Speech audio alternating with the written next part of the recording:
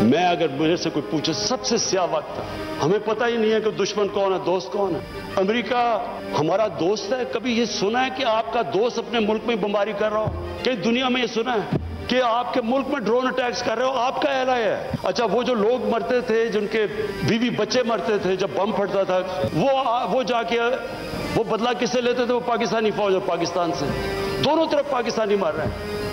जब उठाता था ये क्या कर रहे हैं, क्यों इजाजत दी हुई है? वो आगे से कहते थे कि क्योंकि पाकिस्तान नहीं इनके पीछे जा रहा, लिहाजा हमें वो करना पड़ता है। स्पीकर साहब, हमारा 30 साल से बैठा हुआ है लंदन के अंदर एक दहशतगर्द, उसको ड्रोन मारेंगे तो क्या वो इजाजत दे देंगे हमें? $150 अरब हमने अपने मुल्क का नुकसान कर दिया। क्या उन्होंने हमारी तारीफ की? क्या उन्होंने एक्नॉलेज किया कि कितनी कुर्बानी दिया पाकिस्तान ने? कोई दुनिया में मुल्क है जिसने किसी और के लिए इतनी कुर्बानी दिया? उन्होंने उल्टा बुरा भला कहा, दोगले हो तुम। उन्होंने कहा जी अफगानिस्तान में दोगली गेम खेल, अफगानिस्तान की जंग नहीं जीत रहे, वो भी हमारे पर डाल दिया। यानी बजाय कि अप्रिशिएट करना, उल्टा पाकिस्तान को बुरा भला कहा गया। कभी इस कौम ने किसी के लिए किसी खौफ से हमने अपनी सॉवरेनिटी के ऊपर कॉम्प्रोमाइज नहीं करना। अस्सलाम वालेकुम नाज़रीन, आप देख रहे हैं प्रोग्राम एक्सपर्ट्स। मैं हूं दुआ जमील। आज के पैनल का हिस्सा हैं अयाज खान साहब, आमिर इलियास राना साहब, फैसल हुसैन साहब, हाफिज़ ताहिर महमूद अशफी साहब और मोहम्मद इलियास साहब। बढ़ते हैं पहले बड़े सवाल की तरफ, और आज हम सबसे पहले बात करें प्राइम मिनिस्टर इमरान खान साहब के खिताब की। तो उन्होंने कौमी असम्बली में धुआंधार खिताब किया है। मुल्क की सियासत से लेकर अफगान अमन अमल और अमरीकी मुतालबात पर भी खुलकर बात की है। वज़ीर आज़म ने इलेक्शन रिफॉर्म्स पर जोर देते हुए अपोजिशन को पहली मरतबा बराह रास्त मुज़ाकरात की भी दावत दी। बजट पर बात करते हुए उन्होंने अपनी मौशी कामयाबियाँ गिनवाई हैं और आइंदा की हिकमत अमली से आगाह किया। मकबूजा कश्मीर के मामले पर भारत को साफ साफ अल्फाज में पैगाम दिया कि जब तक मकबूजा कश्मीर की आईनी हैसियत बहाल नहीं की जाती, उस वक्त तक मुज़ाकरात का सवाल ही पैदा नहीं होता। फौजी अड्डों के मामले पर अमरीका को दो टोक पैगाम देते हुए प्राइम मिनिस्टर ने यह वाज़ेह किया कि माजी में अमरीकी जंग में शराकत दार बनकर तारीखी गलती की गई। इस जंग में पाकिस्तान ने 70,000 जानों की कुर्बानी दी, $1.5 अरब का मुआशी नुकसान उठाया, लेकिन फिर भी हमें दोगलेपन के ताने दिए गए। अमरीका के डू मोर पर वज़ीर आज़म ने नो मोर का जवाब देते हुए ये वाज़ेह किया है कि पाकिस्तान अमरीका के साथ अमन में तो इत्तेहादी हो सकता है, ताहम किसी जंग में हिस्सेदार नहीं बन सकते। अब हमने अपनी खुद मुख्तारी और सालमियत पर कोई समझौता नहीं करना। इसी मुनासबत से पहला और बड़ा सवाल है, अयाज साहब मैं आपसे आगाज़ करूँ। पाक अमरीका ताल्लुकात के तनाजुर में प्राइम मिनिस्टर साहब के आज के कौमी असम्बली के खिताब में क्या अब डू मोर की जगह नो मोर ने ले ली है? सबसे पहली बात तो ये है दुआ कि ये ख़िताब बहुत इम्प्रेसिव था, बड़ा ज़बरदस्त ख़िताब। जैसे कि एक ज़िंदा और आज़ाद और ख़ुद मुख्तार कौम का प्राइम मिनिस्टर ख़िताब कर सकता है, ये उस तरह का ख़िताब था। माजी में जिस तरह से हम करते रहे अमेरिका को ज़ाहिर है, क्योंकि ये बहुत सी चीज़ें लोग कह रहे होते हैं कि शायद जज्बात में आके बहुत कुछ इमरान खान साहब ने कह दिया होगा, लेकिन इमरान खान की शख्सियत ऐसी ही है। बहुत सी खामियां हैं इमरान खान में, बहुत सी चीज़ों पे हम तनकीद करते रहते हैं, वो तनकीद के काबिल होती हैं, इसलिए हम तनकीद भी करते हैं। लेकिन इसमें जो ये अमेरिका के हवाले से और सॉवरेनिटी के हवाले से इमरान खान साहब बात कर रहे थे, क्योंकि मैं इसको थोड़ा पीछे लेके जाऊंगा कि जब इंग्लैंड की क्रिकेट टीम से हम बहुत मरूब हुआ करते थे और हमारे प्लेयर्स ये कहा करते थे कि जी इंग्लैंड से तो हम जीत ही नहीं सकते, क्योंकि ये इजाद ही उनकी है, क्रिकेट गोरे हैं, फिर हम पे हुक्मरान रहे हुए हैं। और जिस तरह से मलका बरतानिया के सामने हमारे लोग झुक रहे होते थे जाके, और वो आज भी उन्हें अपनी मलका मान रहे होते थे, तो वहाँ से वो निकालना, एक चेंज देना, प्लेयर्स को ये बताना कि नहीं कोई ऐसी बात नहीं है। क्रिकेट के हवाले से अगर मैं बात करूँ तो पाकिस्तान में इमरान खान, जिन्होंने ये कौम को अपने खिलाड़ियों में ये जज्बा पैदा किया कि हाँ हम जीत सकते हैं, और इंडिया में मैं समझता हूँ कपिल देव, क्योंकि वो उससे पहले इंडियन टीम भी बहुत वो यही सोच के जाया करती थी वर्ल्ड कप्स में कि जी हमने कौन सा जीतना है, हार के ही आना है, तो कोई बात नहीं हम हार जाएंगे। तो ये इन दो लोगों को क्रेडिट जाता है। तो आज की तकरीर के हवाले से, और फिर एक चीज़ जो बार बार हम मुतालबा करते रहे कि आप अपोजिशन को डायरेक्ट दावत क्यों नहीं देते, इंतखाबी इस्लाहात के हवाले से चलें। आज इमरान खान से on the floor of the house opposition को दावत दी है। मेरा ख्याल है इसको हम एक फ्रेश बिगिनिंग कह सकते हैं, एक नया आगाज़ कह सकते हैं कि आज प्राइम मिनिस्टर ने किया, जो बार बार इधर उधर से जब वो कहते थे कि जी वो बात कर लें, कभी फवाद चौधरी कह रहे हैं, कभी स्पीकर के थ्रू, तो आज बराह रास्त पहली बार अपोजिशन को ये दावत देना, मेरा ख्याल है अपोजिशन को ये दावत अब इमरान खान साहब की कबूल कर लेनी चाहिए। और तकरीर इतनी इंप्रेसिव थी कि आज JUI के अरकान को भी डेस्क बजाने पड़े जब वो अफगान पॉलिसी के हवाले से बात कर रहे थे, अमेरिका के हवाले से बात कर रहे थे। तो इस तरह का अगर इस कौमी असम्बली में माहौल बन जाए कि हाँ कोई भी अच्छी बात कर रहा है, चाहे वो आपका मुखालिफ है, प्राइम मिनिस्टर है, इतनी मुखालफत के बावजूद फिर आप डेस्क बजा के उसकी तारीफ भी करें कि हाँ एक अच्छी बात हुई है, अगर ये माहौल बन जाए तो आप यकीन करें कि बहुत से मसाइल हमारे हल होने की तरफ जाना शुरू हो जाए। सही जी, आमिर साहब।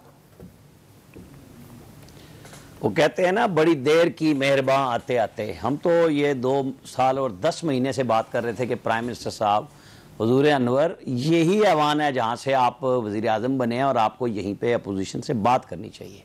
आप ना मिलाएं हाथ आप, लेकिन जहाँ से आप वज़ीर आज़म बन रहे हैं उस ऐवान को इस्तेमाल करें। और आपको पता है, तकरीर पे तो अयाज साहब ने बहुत तफसील से बात कर दी कि ये स्पीच पिन ड्रॉप साइलेंट पे सुनने के लिए उन्हें खुर्शीद शाह को भी लाना पड़ा, अपोजिशन से मुज़ाकरात पहले करने पड़े, स्पीकर को वो इख्तियार वापस देना पड़ा जिसके वो हकदार थे, जिसकी वजह से वो गैर जानिबदारी खो चुके हुए थे, तब जाके आज ये खिताब कर सके हैं। वैसे खिताब में जो करंट इश्यूज़ पे, ख़ास तौर पे पाकिस्तान के इक़्तिदार आला पे समझौता नहीं करूँगा, एक बेहतरीन स्पीच थी। हमारे वज़ीर आज़म को ऐसा ही करना चाहिए और मैं इस बात पे बड़ा खुश हूँ। लेकिन ये जो बाकी सारी कहानी थी ना, कि जैसे वो पहली दफ़ा वज़ीर आज़म बने हों, वो बिलावल कह रहे हों, यासिन इकबाल, लेकिन ये मेरी भी बात यही है कि हज़रत साहब आप हमें बताएं कि अगर स्कैंडिनेवियन में 52% वो टैक्स लेते हैं तो वो बच्चे का दूध तक पहुँचा के देते हैं, एजुकेशन तक देते हैं। हमारा टैक्स नेट जितना मर्जी बढ़ जाए, मैं आप हम सब टैक्स दे रहे हैं, हमें तो रिफंड भी नहीं मिलता, फैसिलिटी तो गवर्नमेंट ऑफ पाकिस्तान ने देनी क्या है। ये दोनों चीजें, सजाएं भी दें, जजाएं भी दें और बड़े पे हाथ डालें। बिलावल ने ठीक बात की कि बड़े के लिए तो आपने टैक्स एमनेस्टी डाल दिया है और छोटे से आप कह रहे हैं कि जी हम पकड़ेंगे। जाहिर है पकड़ा छोटे ने जाना, बड़े ने नहीं जाना, वो वही पकड़ा जाएगा। बिल्कुल ठीक बात है कि अब आप जब अपोजिशन को मुज़ाकरात की दावत दे रहे हैं तो आपको चाहिए ये कि जो अभी जुलाई में 2 इलेक्शन कमीशन के मेंबर रिटायर होने जा रहे हैं, जिस पे 2 महीने पहले आपको कानून के मुताबिक मुशावरत करनी थी कायदे इख्तिलाफ से, उस पर खत भी लिख दीजिए, क्योंकि आपने उस इलेक्शन कमीशन में इस्लाहात करनी है, वहाँ मेंबर भी होने चाहिए। उनको भी कहा फवाद चौधरी ने कि हम बातचीत करेंगे। अच्छा जी, मुख्तलिफ चीज़ों पे वो बात करते रहे, खिताब हमने एक ओवरऑल कह दिया, अच्छा है। तो माहौल को साजगार बनाने के लिए वज़ीर आज़म को अब इस वादे पे रहना पड़ेगा। और आज देखें ना, आज वो चोर डाकू कहीं नहीं इस्तेमाल किया, आज उन्होंने सिर्फ ये कहा कि जी 10 साल जो इक़्तिदार में रहे। देखिए ना, टोन में तब्दीली आई है, ये समझ आ गई कि अगर मुझे ये काम करने हैं कुछ अच्छे जो वो सोच रहे हैं, तो उसी ऐवान से ताउन लेना पड़ेगा जिस पे वो अब आए हैं ताउन लेने के लिए। बात की है, इस इख्तिलाफ ने भी सुन ली। वो तो पहले दिन से कह रहे थे ना कि अगर शहबाज शरीफ और आसिफ जरदारी मिसा के मईशत की बात कर रहे थे और आप जवाब में चोर डाकू कह देते थे, तो आज आपको समझ आ गई, बहुत अच्छी बात है। अब आप अपनी काबीना को भी समझाएं, आपकी तारीफ में जरूर करें, जैसे आज आपने अवॉइड किया, चीज़ों का जिक्र किया। मुशर्रफ आपके बराह रास्त निशाने पे रहे, क्योंकि ज़ाहिर है उन्होंने, हमने पिछले प्रोग्राम में भी बात की थी कि वो तो बंदे बेचते रहे। आज प्राइम मिनिस्टर भी वही बात कर रहे हैं कि जी वो तो किताब में भी लिख दिया कि बंदे हमने उठा उठा के दिए। बिल्कुल हमारी गलतियां हमारे गले पड़ रही हैं, फैटफ से लेके दुनिया भर में। अब हमने एक अच्छी सावरन कौम की तरह हमारे वज़ीर आज़म ने बात की है, हम अप्रिशिएट करेंगे कि अब इस पे स्टैंड करें और जो बातचीत करें, जैसे कौमी सलामती कमेटी का आप इजलास बुला रहे हैं, उसमें बैठने लगे हैं, सबको बताएं, सब कुछ बताएं। जब सारी कौमी क़यादत बैठ जाएगी, कौमी क़यादत से मुराद पार्लियामेंट में मौजूद तमाम जो लीडर्स हैं, तो फैसले भी अच्छे होंगे। सही है जी, कौमी क़यादत जब साथ बैठेगी फैसले अच्छे होंगे। हाफिज़ ताहिर साहब, आप किस तरह से प्राइम मिनिस्टर के खिताब को देखते हैं? ख़ासतौर पर हम डिस्कस कर रहे हैं अमेरिका से मुतालिक उनकी पॉलिसी को। बिस्मिल्लाहिर्रहमानिर्रहीम, नहमदुहु व नुसल्ली व नुसल्लिमु अला रसूलिल करीम। देखिए, गुजारिश ये है कि प्राइम मिनिस्टर ने जो हकीकी सूरत हाल है वो कौम के सामने रख दी, पार्लियामेंट के सामने रख दी, अपनी पॉलिसी भी कौम के सामने रख दी और ये दुनिया को भी बता दिया कि हम क्या चाहते हैं, हम क्या करने जा रहे हैं।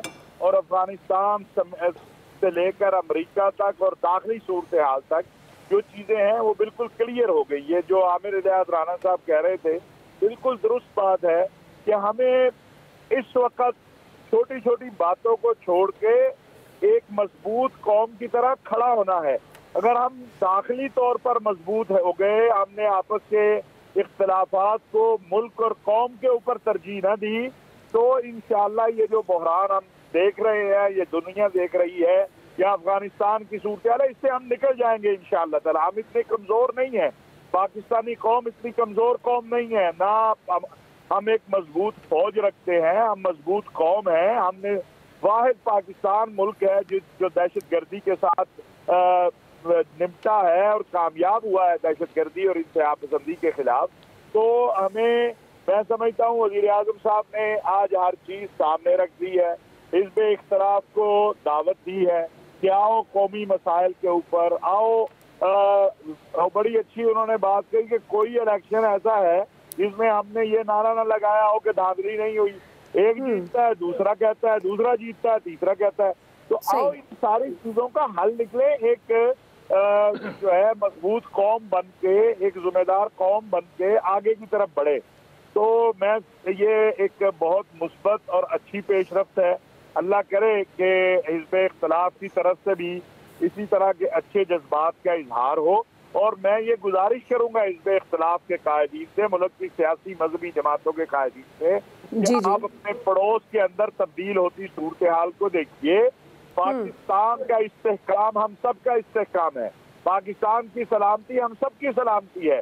जहाँ कोई कमी कोताही हमारी आपस में हम बैठ के हल कर ले और यह कर देंगे, लेकिन अपने दुश्मन को और पाकिस्तान के दुश्मन को और इस कौम के दुश्मन को हमें सबको मिलकर एक पैगाम देना है कि पाकिस्तान को हमने मजबूत करना है और पाकिस्तान के ऊपर जो मसाइल आ रहे हैं उनसे मिलकर हमने निपटना है।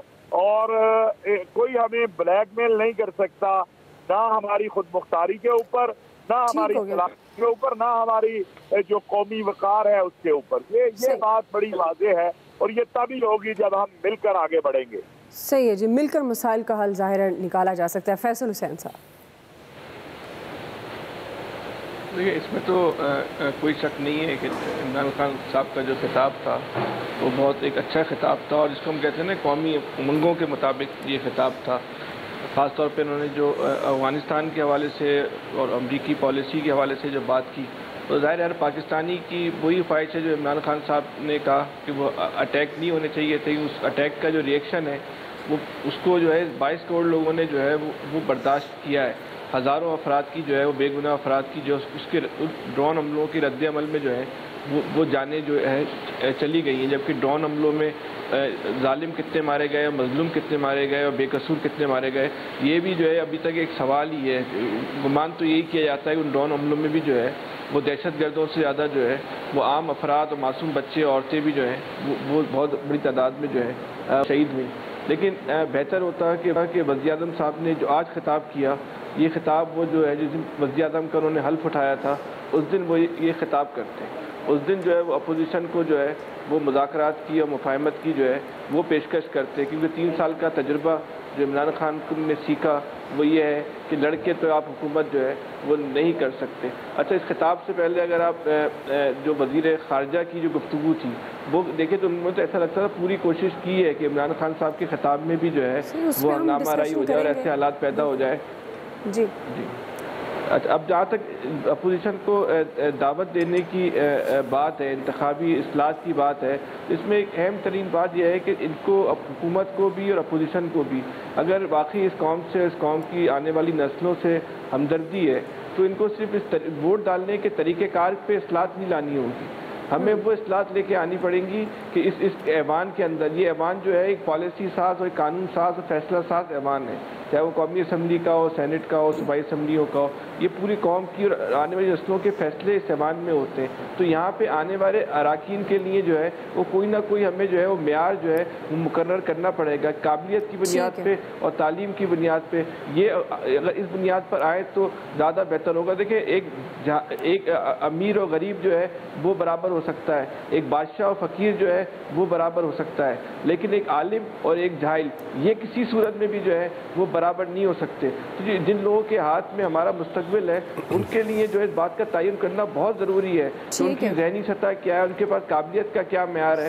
उसके बगैर कभी भी जो है इस कौम को मसाइल के दलदल से नहीं निकाला जा सकता। जी इलियास प्राइम मिनिस्टर साहब ने अच्छा किया कि आज कौमी असम्बली से जो खिताब करते हुए ये वाज़ह कर दिया कि जी वो अड्डे किसी सूरत में नहीं देंगे, और आज बताया कि जी पाकिस्तान अपनी खुद मुख्तारी पर कायम है और खड़ा है। इस सूरत हाल में जो भी है कि माजी के उन्होंने बताया कि जी ड्रोन अटैक होते थे, उधर भी पाकिस्तानी मारे जाते थे, इधर भी पाकिस्तानी, वो भी बदला लेने के लिए पाकिस्तान का इस्तेमाल करते थे। ये था कि हमने अपनी किसी की दूसरे की जंग अपने मुल्क में मुसल्लत की थी और इसको तवील जंग लड़े, इसमें कितना नुकसान जितना भी हुआ, बिलियन डॉलर्स का हुआ, पाकिस्तान का नुकसान हुआ, किसी और का तो नहीं हुआ। लेकिन अब जो है हालात बदल गए हैं, पाकिस्तान को अपने पाँव पर खड़े होना है और किसी को अपनी जगह नहीं देनी। ये वाज़ह अच्छा कर दिया कि लोगों को पता, सब लोगों ने सराहा है इसको कि जी अब नो मोर की पॉलिसी को अपनाया जाएगा। बिल्कुल अच्छा किया, प्लेटफॉर्म था, कौमी असम्बली में ये खिताब किया और जो बातें हो रही थी आज उन्होंने खुल के बता दी इधर। और जो दूसरी जो सूरत हाल है कि इस्लाहात की, इंतखाबात के, तो बिल्कुल अच्छा किया, दावत दी, इस पर बातचीत होनी चाहिए। और जब बातचीत नहीं करेंगे तो फिर वही मसले खड़े रहेंगे। अब अपोजिशन को चाहिए कि एक कदम इधर से बढ़ें तो एक कदम उधर से बढ़ें और बैठ के इस्लाहात जो हैं उनको बैठ के इसको फाइनल करें, ताकि अगले इंतखाबात में जो मसाइल हैं, वो जो कह रहे थे कि 1970 से जो लेके अब तक जो इंतखाबात हैं उनमें धांधली का कहते रहते, तो आइंदा इस तरह ना हो और मिल बैठ के एक प्लेटफॉर्म पर बैठ के जो भी खामियां हैं उनको दूर किया जाए। जो मुल्क में जो मसाइल हैं उनका हल इसी तरह होगा कि आपस में बैठ जाएं। अब अपोजिशन को चाहिए, बल्कि इक्तिसादी मामलात पर भी आगे बढ़ना चाहिए। अपोजिशन की जानब से कहा गया था तो इनको भी आना चाहिए ताकि मुल्क में लोगों को रिलीफ मिले, ताकि मसाइल हल हों। सही है जी, मुल्की मसाइल का हल बैठ कर करना चाहिए। प्राइम मिनिस्टर साहब की बड़ी अच्छी आज की स्पीच और बड़े दो टोक अल्फाज में उन्होंने अमेरिका से मुतल्लिक भी बात की, अफगानिस्तान से मुतल्लिक भी, और अपोजिशन को इंतखाबी इस्लाहात पर दावत भी दी। राय आप जान चुके हैं एक्सपर्ट्स की। ब्रेक लेते हैं, ब्रेक से वापस आएंगे। हमारा दूसरा सवाल है, क्या पार्लियामेंट को मुस्बत अंदाज में चलाने का भी कोई रास्ता है? राय लेते हैं ब्रेक के बाद। जनाब स्पीकर, आप खान साहब को बताएं कि इस शख्स को पहचाने। मैं तो बचपन से देखते आ रहा हूं, बचपन से देखते आ रहा हूं। मैंने उसको जिए भुट्टो का नारा देखा, लगाते हुए देखा। मैंने अपने बचपन से ये मैंने देखा है जनाब स्पीकर। अपना वजारत बचाने के लिए मैंने तो इस फाजिल मेंबर को अगली बारी फिर जरदारी का नारा लगाते हुए देखा। हमारा फॉरेन मिनिस्टर था तो दुनिया में कैंपेन करता था, यूसुफ रज़ा गिलानी को नहीं, मुझे वज़ीर आज़म बना दो। थैंक यू जी, मैं आपके सामने सच नहीं करा रहा हूँ। यही तो वजह है कि इसको फारिग किया गया था वजारत से। बिल्कुल, मैं भी इनको जानता हूं। जब ये इतने से थे, इतने से कोने में खड़े होते थे और गिड़कियां खाते थे, मैं इनको तब से जानता हूं। मैं इनको भी जानता हूं, इनके बाबा को भी जानता हूं। ये मुझे क्या जानते हैं? ये बात कर रहे हैं पीपल्स पार्टी की। मैंने 2013 में, 2018 में तुम्हारी जबान पे जब्त करके आया, बैठा हूं यहाँ। लिखी हुई 2-4 पर्चियां पढ़ा देते हैं बच्चे को, आके बच्चा ऑटो पे ऑन हो जाता है। इसने गिलानी की बात की है, यूसुफ रज़ा की, कम से कम उसको मुका का लीडर ऑफ द ऑपोजिशन तो ना बनाया होता। सरकारी वोटों से गिलानी आज लीडर ऑफ द ऑपोजिशन बना हुआ है। अपने गिरबान में झांक के देखो, बिलावल, गिरबान में झांक के देखो। नाज़रीन, ये मनाज़िर आप देख रहे थे कौमी असम्बली के। आज फिर गवर्नमेंट और अपोजिशन के दरमियान शदीद लफ्ज़ी शेलिंग देखने में आई है। वज़ीर ख़ारजा शाह महमूद कुरैशी ने अपनी तकरीर में अपोजिशन खास तौर पर पीपल्स पार्टी को निशाने पर ले लिया और लफ्ज़ी गोलाबारी से ताबड़तोड़ हमले किए। बिलावल भुट्टो ज़रदारी ने भी जवाबी वार किया, शाह महमूद कुरैशी को आड़े हाथों लिया, उन्हें गवर्नमेंट के लिए एक बड़ा खतरा करार दिया, मकबूजा कश्मीर का सौदा करने का जिम्मेदार भी ठहराया और प्राइम मिनिस्टर को वज़ीर ख़ारजा की कॉल टैप कराने का मशवरा भी दे दिया है। शाह महमूद कुरैशी ने जवाब देते हुए बिलावल भुट्टो को खरी खरी सुनाई है और इल्ज़ाम लगाया कि पीपल्स पार्टी ने मुका के जरिए सेनेट में यूसुफ रज़ा गिलानी को अपोजिशन लीडर बनवाया। यूँ आज भी कौमी असम्बली का ऐवान अवामी फैसलों की बजाय ज़ाती हमलों के लिए इस्तेमाल होता रहा। इसी हवाले से हमारा सवाल है, आमिर साहब मैं आपसे आगाज़ करूँ। ऐवान ज़ाहिर है वहाँ पर अवामी फैसले होने चाहिए, लेकिन कुछ दिन पहले हमने देखा जो कुछ कौमी असम्बली में हुआ, दीगर असम्बलीज़ में हुआ, लेकिन फिर देखा कि कौमी असम्बली में कुछ मामलात हल हो गए। लेकिन आज जो शाह महमूद कुरैशी साहब और बिलावल भुट्टो ज़रदारी साहब के दरमियान हुआ, सवाल यह है कि क्या पार्लियामेंट को मुस्बत अंदाज में चलाने का भी कोई रास्ता है इनके पास? दुआ देखें, ये जो आज हुआ है ना, ये रोज होना चाहिए। कोई मुस्बत रास्ते की इस मामले में जरूरत नहीं है कि आप डिबेट करते हैं और फिर इंकशाफात होते हैं। आप देखें विकीलीक्स में मौलाना फजलुर रहमान की आई थी कि वो अमरीकी सफ़ीर से 2002 में रिक्वेस्ट कर रहे थे कि मुझे वज़ीर आज़म बना दो, मैं जनाब का ताबेदार होऊंगा। वो आज तक जान नहीं छुड़ा सके इस बात से। आज जो शाह महमूद कुरैशी के बारे में बिलावल ने कहा, बहुत अच्छी बात कही ना कि जी मसला क्या था। इधर उधर की कहानियां दायरा, शाह महमूद भी किसी दिन जवाब देंगे और अच्छे अंदाज से, लेकिन आज जज्बाती होकर वो फंस गए। उन्होंने कह दिया ये मुल्कों में जाते थे और अपनी वजारत उज़्मा की बात करते थे। ये जो प्राइम मिनिस्टर सॉवरन बात कर रहे थे कि इक़्तिदार आला की हम बात कर रहे हैं, हम इन्हीं नाबुगाए जो फिर रहे हैं ना हमारे पास कैबिनेट में, जो मैंने पहले भी कहा था कि इनको समझाएं। इन हजरत ने आज पूरी कोशिश की, शाह महमूद कुरैशी साहब ने, क्योंकि सिफारतकारी थी तो ये कहीं से वैक्सीन तक ना ला सके। वो तो हमारे फौजी भाई लेके आ गए सारे के सारे, चाइना से भी और हर जगह से। ये तकरीरें करने जोगे हैं, मुल्तान में प्रेस कॉन्फ्रेंस जोगे हैं, या आज जो बिलावल ने कहा कि ये दुनिया भर में जाके अपनी वजारत उज़्मा के लिए लॉबिंग करते रहे। जिस मुल्क का वजीर खारजा अपने लिए मांगता फिर रहा होगा, वो मुल्क के लिए क्या करेगा? ओके, इनको फारिग कर दिया गया। जवाबन उन्होंने फिर गुस्से में कह दिया कि यूसुफ रज़ा गिलानी भी हमारे वोटों से है। पीएमएलएन और पीपल्स पार्टी में लड़ाई किस बात पे हुई थी? जो एक दिन अपोजिशन, मतलब उसमें उसको चेयरमैन सेनेट बनाने पे गिलानी को वोट दे रहे थे, वो अगले दिन इट खड़क्का हो गया कि जनाब खामोशी से 5 सेनेटरों को बाप पार्टी के, जिसके पार्टी का हेड बनाया आपने चेयरमैन सेनेट की सूरत में, तो उसी से वोट लिए। उनमें से 3 को पीपल्स पार्टी ने अपने कोटे से सेनेटर, ये स्टैंडिंग कमेटी का चेयरमैन बना दिया, 2 को हुकूमत ने बना दिया। वो पांचों के पांचों फैज याब हो गए अच्छी तरह तमाम मामलात के ऊपर। अब मुझे ये बताएं कि ये पार्लियामेंट में डिबेट होनी चाहिए। मैं तो इसके हक में हूं, ताकि राज खोलें, कच्चे चट्टे खोलें, हमें पता लगे ये हमारे लीडर्स करते क्या हैं। इस तरह की बात होगी, अच्छा होगा, ताकि जब शाह महमूद कुरैशी साहब आज प्राइम मिनिस्टर के खिताब को सबूताज करने की, मैं तो कहूंगा ना, ट्राई कर रहे थे, उन्होंने माहौल तो बनाया था, लेकिन पीएमएलएन ने अपना वो वादा निभाया कि जी ठीक है, अगर आप बिहेव करेंगे तो हम भी बिहेव करेंगे। जैसे कल पीपल्स पार्टी ने उसी मामले पे कह दिया आज सुबह आके कि जी चूंकि शहबाज शरीफ नहीं थे, उनके मेंबर्स नहीं थे, तो हम इनके साथ मुश्तरका इजलास में नहीं जाएंगे। अपनी ड्यूटी पूरी की, लेकिन अब बेहतरीन है, अच्छा है काम। आज प्राइम मिनिस्टर का खिताब भी हो गया, देखते हैं आगे क्या होगा। जी हाफिज ताहिर साहब, हाफिज ताहिर साहब। जी आया साहब, डिबेट तो आमिर की बात ठीक है कि होनी चाहिए, लेकिन इस हद तक पर्सनल अटैक्स नहीं होने चाहिए। जैसे शाह महमूद कुरैशी कह रहे थे कि ये बच्चा होता था कोने में खड़ा होता था, डांट पड़ रही होती थी, तो किस बच्चे को डांट नहीं पड़ती? सबने डांट खाई हुई है, हमने भी खाई हुई है, शाह महमूद कुरैशी साहब ने भी कहीं ज़रूर खाई होगी। तो इस हद तक जाना, और बात ठीक है, बिल्कुल ऐसी लग रहा था जैसे कोई एक कंड्यूसिव एटमॉस्फेयर बन गया था कि जो प्राइम मिनिस्टर के लिए बनाया गया कि जी वो आराम से तकरीर करके चले जाएं। उससे पहले ये करना, तो फिर बिलावल की बहुत सी बातों पे यकीन करने को दिल कर रहा था जब वो बात कर रहे थे। और कुछ अरसे से मैं नोटिस कर रहा हूँ कुरैशी साहब बिल्कुल इस तरह खिताब कर रहे होते हैं जैसे कोई प्राइम मिनिस्टर का कैंडिडेट हो। वो जलसों में तो समझ में आती है, आप नेशनल असेंबली में खड़े होके, इवन जो मीडिया टॉक हो रही होती है उसमें भी कुछ इसी तरह के जज्बात होते हैं। माजरत के साथ फॉरेन मिनिस्टर को इतना जज्बाती नहीं होना चाहिए। फॉरेन मिनिस्टर ने बहुत सोच समझ के नपे तुले अल्फाज में बात करनी होती है। अगर वो जज्बात की रौ में बह के बात करेगा तो फिर जाहिर है वो कहीं नुकसान करेगा बहुत ज़्यादा, और नुकसान हमने देखा हुआ भी। हमारा जो सऊदी अरब के हवाले से इन्होंने गुफ्तगू फरमाई थी, उसके बाद इंडिया के हवाले से आर्टिकल 370 को कबूल कर लेने की बात कर दी, वो भी मतलब आप नेशनल इंटरेस्ट से आगे जाके चीज़ें कर रहे हैं। तो मेरा ख्याल है शाह महमूद कुरैशी साहब को ये सोचना चाहिए कि मैं फॉरेन मिनिस्टर हूँ, और फॉरेन मिनिस्टर बहुत ज़्यादा उसको बहुत सोच समझ के बात करनी चाहिए, उस पर बहुत जिम्मेदारी होती है किसी कौम की। जी फैसल साहब,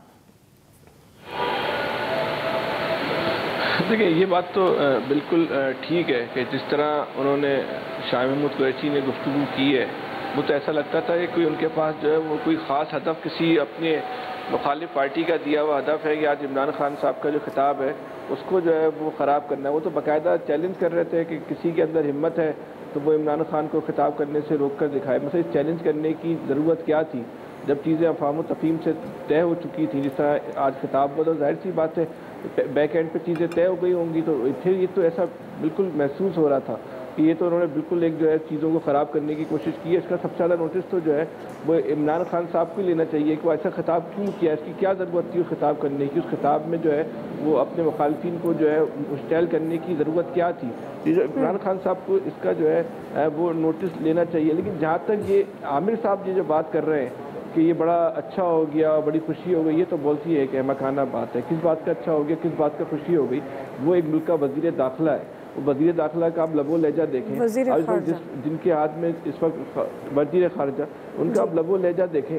इन मसूफ के पास जो है वो मुल्क की जो है वो खारजा पॉलिसी है, कितना अहम तरीन वजारत है। अभी किस तरह हम आज की तकरीर या इनका मजमूई जो तर्ज अमल है, रवैया है, उसकी बुनियाद पे हम कैसे एतबार कर लें, किस तरह दुनिया में जाके जो है पाकिस्तान का केस लड़ते होंगे। दूसरी तरफ जो बिलावल साहब का ने जो खिताब किया, उनका भी लबो लहजा देखें। वो मुल्क में मुस्तकबिल के वज़ीर आज़म के उम्मीदवार हैं, उन्होंने भी जो लबो लहजा इख्तियार किया वो भी उनके शान शान का था। और जहाँ तक ये आमिर साहब बात कर रहे हैं कि बड़े अहम इंकशाफात हो गए, कोई अहम इंकशाफ नहीं हुआ। सबको ये बात पहले से पता थी कि वो जो है वज़ीर आज़म बनना चाहते थे, हर जगह जाके जो है अपने वज़ीर आज़म बनने की जो है ख्वाहिश का इज़हार करते थे, और इसी बुनियाद पर जो है उनको वहाँ से हटाया गया था। ठीक जी इलियास साहब, ये जो बात आज ईवान में हुई है, ये बात बाहर भी होती रहती है, लेकिन आज ये है कि ऑन रिकॉर्ड हो गई है कि जी वो प्राइम मिनिस्टर बनना चाहते थे, इवन के पंजाब के चीफ मिनिस्टर बनना चाहते थे। उनका तो हमेशा से कोशिश रही है कि कोई ना कोई ओहदा लें। उनके बारे में तो था शाह महमूद कुरैशी साहब के बारे में वो हर वक्त लगे रहते। PTI में इख्तलाफ भी हुआ इस वजह से। आप देख लें हर वक्त मौके पर वो किसी न किसी ओहदा लेने के लिए कोशिश में लगे रहते हैं। तो इसकी वजह से इख्तलाफ हुआ, धड़ेबंदी हुई, इनके दो ग्रुप बन गए, प्रेस कॉन्फ्रेंसिंग हुई कि गवर्नर पंजाब और ये दोनों आपस में मिल के अलहदा प्रेस कॉन्फ्रेंस करते थे, उधर जहांगीर तरीन ग्रुप थे।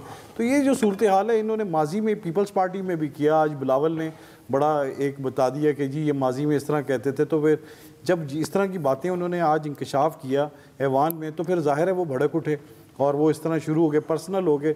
जिस तरह की बातें तो ये बाहर तो होती रहती, लेकिन आज आमने सामने हुई हैं। अब मज़ीद देखें कि क्या करते हैं आपस में, एक दूसरे को कहाँ तक लेके जाते हैं। मज़ीद बातों को अगली किस्त में देखना चाहिए कि अगली क्या झड़प होती है।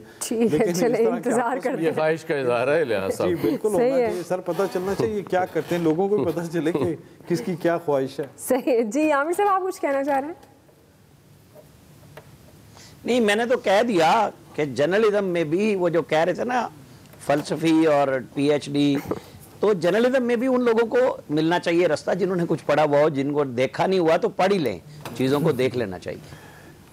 चलें ठीक है जी, ब्रेक से वापस आएंगे। तीसरा सवाल हमारा है, कौमी असम्बली से वफाकी बजट मंजूर हो गया। हम सवाल ये रखेंगे, महंगाई क्या गुल खिलाएगी? राय लेते हैं ब्रेक के बाद। मेरे ख्याल में 74 साल की इस पूरी हमारी जो हिस्ट्री है उसमें पहली दफा गरीब के लिए एक रोड मैप दिया गया जो इन्होंने कभी भी नहीं दिया, कभी भी नहीं दिया, और इनको मुश्किल पड़ गई। अब 4 मिलियन सबसे निचले जो इनकम वाले लोगों को जब घर मिल जाएंगे, जब उनकी एग्रीकल्चर जो है उनको इंटरेस्ट फ्री लोन मिलेंगे, कारोबार के लिए इंटरेस्ट फ्री लोन मिलेंगे, सेहत कार्ड मिलेगा और स्किल डेवलपमेंट मिलेगी, तो ये तो फारे। हम क्या कर रहे हैं? हम डायरेक्ट एक्शन कर रहे हैं, नहीं हुआ कभी पहले। नाज़रीन, कौमी असम्बली से वफाकी बजट मंजूर हो चुका है। आज सप्लीमेंट्री ग्रांट की भी मंजूरी दे दी गई। इजलास के दौरान वज़ीर ख़जाना शौकत तरीन ने यह दावा किया कि 74 सालों में पहली मरतबा गरीबों के लिए रोड मैप दिया गया है। लेकिन दूसरी जानिब वोगरा ने पेट्रोलियम मसनूआत की कीमतों में 6 रुपये इजाफे की सिफारिश कर दी है। पेट्रोलियम मसनूआत महंगी करने या ना करने के हवाले से आज रात फैसला होगा। इसी हवाले से सवाल अयाज साहब, मैं आपसे आगाज़ करूँगी। एक तरफ तो कहा जा रहा है कि गरीब के लिए रोड मैप है इस बजट में, लेकिन ग्रास रूट पर प्रैक्टिकली रिलीफ नज़र नहीं आ रहा कि आवाम को उस तरह का रिलीफ मिल रहा है। पेट्रोलियम मसनूआत महंगी हो गई हैं। आपके ख्याल में अब ये वफाकी बजट मंजूर हो चुका है, महंगाई बढ़ेगी या कम होगी? तो नहीं कहा कि हमने रिलीफ दे दिया, उन्होंने तो कहा हमने रोड मैप दे दिया। तो रोड मैप पे चलते चलते देखें कितना टाइम लगता है। वो 10% दूध पे वो सेल्स टैक्स बरकरार। अभी मैं उसकी तफसीलात तो नहीं जान सका क्योंकि शौकत तरीन साहब ने ही ऐलान किया था उस दिन वापस लेने का। अब वो तफसील आएगी तो मैं देख सकूँगा कि वो 10% कहाँ से इन्होंने लगा दिया है। पेट्रोल अल्लाह के फजल से आज मज़ीद महंगा हो जाएगा, तो फिर उसके बाद महंगाई तो कहीं नहीं रहेगी ना, वो तो ख़त्म हो जाएगी। गरीब के लिए सब कुछ कर दिया। असल में ये दावे तो ज़ाहिर है हमेशा से हम सुनते हैं, जब भी कोई जो वज़ीर ख़जाना होता है वो जब तकरीर कर रहा होता है तो उसकी तकरीर में ऐसे लग रहा होता है कि सारे मसाइल का हल दे दिया गया है। अब उसके बाद कौम की बदकिस्मती है कि वो मसाइल का हल होता है और वो उससे नहीं ले पाते। तो ये बातें तो बहुत अच्छी लगती हैं, बड़ी अट्रैक्टिव लगती हैं, रोड मैप भी बड़ा अच्छा लगता है। वो एक ट्रिकल डाउन इफेक्ट आना था, शौकत तरीन साहब, क्या नाम होता था उनका, वो शौकत अजीज़ साहब के दौर से जो प्राइम मिनिस्टर हुआ करते थे, शौकत अजीज़ से शौकत तरीन तक हम आ गए हैं, लेकिन वो रिलीफ हमें नहीं मिला, अगरचे शौकत तरीन दूसरी बार हमारे नसीब में आए हैं। तो वो बातें तो हैं, लेकिन अल्लाह करे वाकई वो ऐसा ज़बरदस्त रोड मैप हो जो जिसे हमें अभी समझ नहीं पा रहे हम कि उस पे चल के अगले साल 1.5 साल में इतना कमाल हो जाए कि महंगाई का नामो निशान ना रहे, या हमारी इनकम्स इतनी बढ़ जाएं कि हमें महसूस ही ना हो कि $2000 की भी चीज़ हम आराम से पे करके ले रहे हो और कह रहे हो कि नहीं यार 2 दे दे, एक नहीं चाहिए। फवाद चौधरी साहब कह चुके हैं कुव्वत खरीद ज़्यादा है आपकी। वो उनकी कुव्वत खरीद यकीनन बढ़ गई होगी, हमारी तो अल्लाह के फजल से कम हुई है, हमारी तो नहीं बढ़ी कुव्वत खरीद। मैं वही तो दुआ कर रहा हूँ कि वो वक्त आए कि $2000 की भी चीज़ हम कहें यार 2 दे दो, एक से हमारा गुजारा नहीं होगा। ठीक, रोड मैप आने तो देना आप, मतलब इतनी जल्दी आप घबरा जाती हैं। जी आमिर साहब, कमाल है, समझ नहीं आ रही भाई। वो जो रोड मैप दिया है वो शौकत तरीन को मिल गया है। एक दफ़ा हबीब बैंक के प्रेसिडेंट सेवर रेफल इनामी स्कीमें चलाते रहे, दूसरी दफ़ा वज़ीर ख़जाना फिर बने, फिर अब दोबारा वज़ीर ख़जाना बन गए। तो रोड मैप मिल गया है इन सबको, जिनके ट्रिकल डाउन इफेक्ट्स बेहतरीन हो चुके हुए हैं, बैंक इनके चले नहीं। अच्छा देखें इस गवर्नमेंट का कि वो नेशनल बैंक के सदर और जो चेयरमैन लगाए, उनकी डिग्रियां भी ठीक नहीं थी, बैंकिंग सेक्टर का कोई काम नहीं था। तो ये जो खान साहब कह रहे थे मैं एक्सपर्ट्स लाऊंगा, ये शौकत तरीन से पहले लगे थे ना, जो कल हाई कोर्ट ने बरतरफ कर दिए कि तकरीरें ही गलत थी, और नवाजा गया सैकड़ों लोगों को प्रमोशन और भर्तियों में। तो ये मेरिट पे तो बिल्कुल गवर्नमेंट चल रही है, लेकिन उन्हीं के लिए जिनको नवाजना होता है। गरीब को लगा दिया खैरात पे। भाई Benazir Income Support Programme Peoples Party के दौर में सागदार ने शुरू किया, उसको फिर अपने दौर में PMLN ने जारी रखा, अब आपने एहसास प्रोग्राम कर दिया। वो चीज़ें गलत थी जब लैपटॉप यूनिवर्सिटी के पढ़े लिखे स्टूडेंट को जो दाखिल हो रहा था उसको मिलता था, अब आप उसको खैरात पे लगा रहे हैं। उस वक्त भी वज़ाइफ मौजूद थे। असल बात यह है कि आप महंगाई को कंट्रोल करें। वो जिन जो आज रात 12 बजे निकलेगा, क्योंकि 12 बजे से नई टैक्सेशन शुरू हो जाएगी, और पेट्रोलियम लेवी भी तो हमने पहले दिन कह दिया था कि इतना बड़ा क्वेश्चन रखा है इन्होंने कि सारी ठुकाई जितनी उधर से कोई मुतालबात में वापसी हुई है वो सारे पेट्रोल में पूरे होंगे, और ये यही कहेंगे आलमी दुनिया में इतना हो गया, आलमी दुनिया में इतना हो गया, भारत में ये है। उस वक्त वो ये नहीं बताते कि GDP की असल रेशो यहाँ पे क्या है, आम आदमी की कमाई कितनी बढ़ाई है आपने। वो जो आप फवाद चौधरी का कह रहे थे कि जी वो बढ़ गई है कुव्वत खरीद, तो वो कुव्वत खरीद जिनकी बढ़ी है वही ले सकते हैं। सही। फैसल साहब, पहले मैं आमिर साहब की बात का जवाब देता हूँ, उन्होंने कहा था मुझे मौका आपने नहीं दिया। मैं आमिर साहब का जो है ना शुक्रिया अदा करना था। जी। कल जो मैंने कहा था कि बहुत शुक्रिया मैं आमिर साहब का अदा करना चाहता हूँ, क्योंकि कल मैंने जो कहा था कि सहाफ़त में सहाफ़ती मस्करों का जो कंट्रोल हो गया, आज आमिर साहब ने मेरी कल वाली बात की है, तो इस बात पे उन्होंने मेरी बात मान लेते हैं, देर सवेर सही, लेकिन मेरी बात जो है ये तस्लीम कर लेते हैं। अब जज्बात ही हो कि रिजाइन मत कर दीजिएगा आप। अच्छा, अब हम आपके ना बुनियादी सवाल की तरफ आते हैं कि कामयाबी का मेयार क्या है। अगर कामयाबी का मेयार सिर्फ ये था कि बजट की मंजूरी, तो चले ठीक है, फिर बजट मंजूर हो गया, लेकिन कामयाबी का मेयार तो ये होना चाहिए ना कि इस बजट से जो है वो मेरी तंगदस्ती दूर हो जाए, मेरे घर में खुशहाली आ जाए, आपके घर में खुशहाली आ जाए, इलियास साहब के जो बच्चे हैं ये इनकी आला तालीम जो है वो फ्री हो जाए, तालीमी इदारों में आला तालीम हम फ्री हासिल कर सकें, हैसियत सीनियर सिटीज़न के जो टैक्सेस हैं, आमिर साहब के टैक्सेस जो हैं वो ख़त्म हो जाए, एक आम आदमी को जो है वो रिलीफ मिले। तो आपको तो कामयाबी का मेयार ये बनाना चाहिए था कि हमारे यहाँ बजट की कामयाबी का एक ही मेयार है कि असेंबली से मंजूर हो गया, ये तो कोई मेयार नहीं हुआ। सही जी। इलियास साहब, ये रोड मैप इसी तरह है जैसे वो एक बचपन में कहानी सुना करते थे शेख चिल्ली का ख्वाब, कि वो इतना मुर्गी खरीदेंगे, मुर्गी अंडा देगी, अंडा फिर अंडे से फिर दोबारा बच्चे पैदा करेंगे और फिर जाके शहर में बेचेंगे। इसी तरह रोड मैप बता रहे हैं कि जी इस तरह लोन इंटरेस्ट फ्री मिल जाएंगे और इसने लोगों को मिलेंगे। ये जब इम्प्लीमेंट होगा इसको टाइम गुजर जाएगा, उतनी देर में गवर्नमेंट का टाइम गुजर जाएगा, सिर्फ तकरीरें रह जाएंगी। इसको इम्प्लीमेंट करने के लिए फौरी तौर पर काम करना पड़ेगा, लोगों को बताना पड़ेगा किस तरह लोन मिलेगा। लोगों को इतने एजुकेट ही नहीं, बैंक की तक रसाई नहीं देहातों में। ये बड़ी तरीक़ाकार है, इसको ये एक ज़बानी के जी लोगों की आमदन ज़्यादा करेंगे, आमदन के घर मिलेंगे लोगों को, घर जब पैसे होंगे तो घर लेगा ना बंदा। लोगों की इतनी क़ुव्वत ख़रीद ही नहीं कि घर ले सकें। इस तरह तो ये जो तरीक़ाकार बता रहे हैं ये वो सिर्फ ज़बानी जमा खर्च है, इस पर किस तरह होगा? अब अगले महंगाई का तूफान आ रहा है, देखें CNG बंद कर दी है, अब पेट्रोल की कंजम्पशन बढ़ेगी, पेट्रोल पर टैक्स लगेगा, पेट्रोल की कीमत बढ़ जाएगी, लोगों की जेबों से और पैसा निकल जाएगा, लोगों की क़ुव्वत ख़रीद और कम होगी। ज़ाहिर है जब पेट्रोल बढ़ेगा तो पेट्रोल के इंडस्ट्री का इनपुट बढ़ेगा, डीजल बढ़ेगा, तो सारी इसी तरह जो चीज़ें हैं, बिजली की कीमत बढ़ेगी, लोगों की जेबों से और पैसे निकलेंगे, महंगाई में इजाफा होगा और गवर्नमेंट का उतनी देर में टाइम पूरा हो जाएगा। जी वही बुरा हाल। एक ज़िमनी सा सवाल, तो इसका मतलब है आवाम को रिलीफ नहीं मिलेगा? क्योंकि बजट की तकरीर सुनकर तो ये लग रहा है हमें कि बड़ा कुछ अच्छा होने जा रहा है लोगों के लिए। आपको आगे क्या आप देख रहे हैं कि लोगों को रिलीफ मिलेगा भी सही कभी या नहीं? नहीं, देखें, रोड मैप तो दे दिया ना, और क्या देते हैं आपको?